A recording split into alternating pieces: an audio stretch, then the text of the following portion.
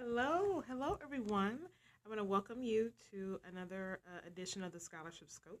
My name is Ashley Hill and I am your scholarship search strategist. I'm also the CEO and founder of ALH Group LLC, which manages our college prep ready program. So first I want to say thank you so much to everyone joining, my replay viewers and listeners. Thank you again so much for your support. If I say anything that resonates with you, um, feel free to give hearts there on the right hand corner. So to let me know that, hey, this is working for you, or you like this, or this is something that interests you. So that way I can just kind of get some feedback and kind of, make sure that I'm customizing our talks the way that, you get the most value from Scholarship Scope. So today I want to talk about a topic that everybody, really quickly, I want you to wish Angela Emons, who just joined us, a very happy birthday. That's my brand strategist, my good friend. We talk almost every day, I think. So definitely, happy birthday. So everybody, I want you to flood her timeline and say happy birthday. So I'm in the office, and you're welcome. So before I leave, I wanted to talk about something. I'm actually working on the book. Thanks for the hearts. I'm actually working on this in the book right now. And speaking of, the book is called The Ultimate Scholarship Guide. This book is designed to help you find and win more scholarship dollars for college. So the book is not quite out yet. Hello, Tori ECU. Thanks for joining. But you can pre-order right now. So if you go to my website, which is www.collegeprepready.com, that's all one word, College Prep Ready. You can actually, thanks for sharing, Angela.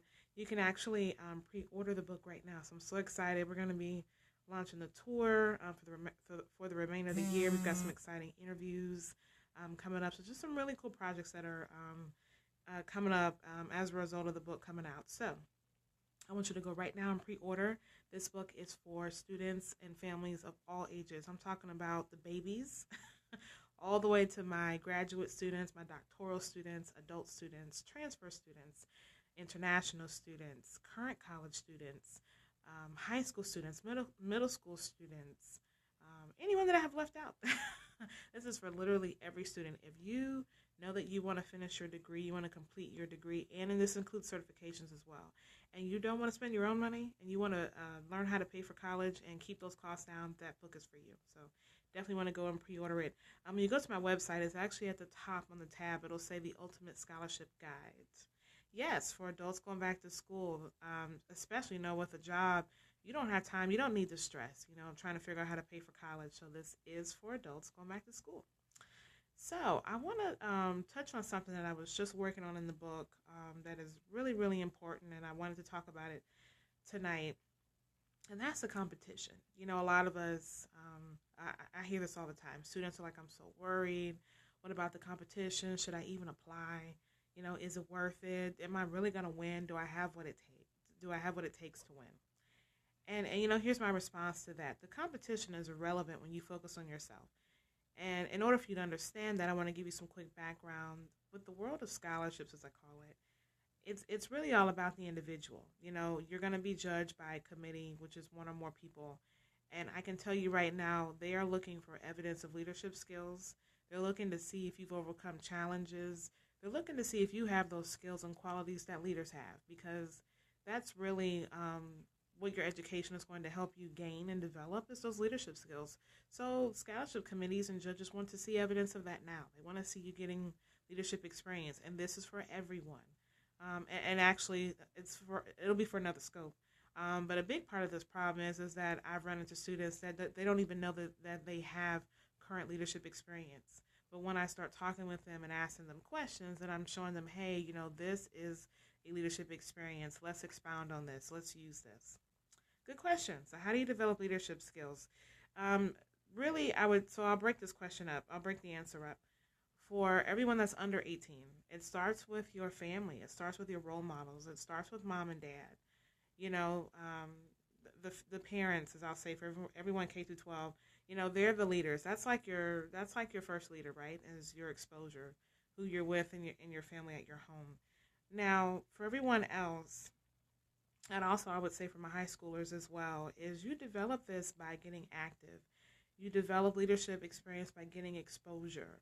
And also an understanding that you don't have to be the CEO. You don't have to be the president. You don't have to be the vice president of anything. You can initiate a project on your own. I actually encourage a student, she was into the arts, and I say you can go on Instagram and display your work. You're that way that you can show yourself that you're setting yourself apart as a leader in your field, in your future career.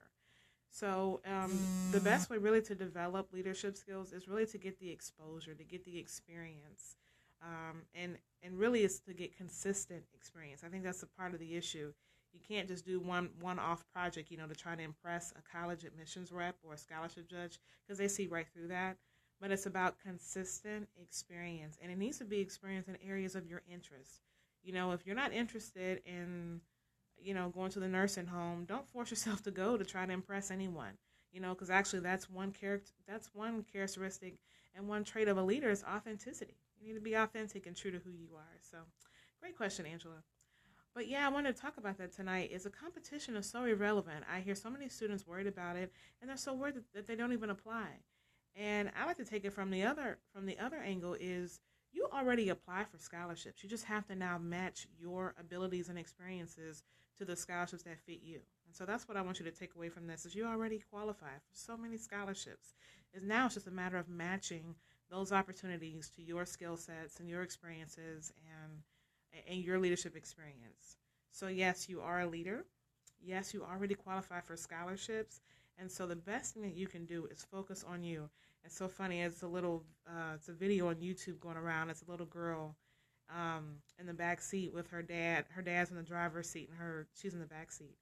And the dad is trying to help her get buckled in, and she keeps saying, worry about yourself.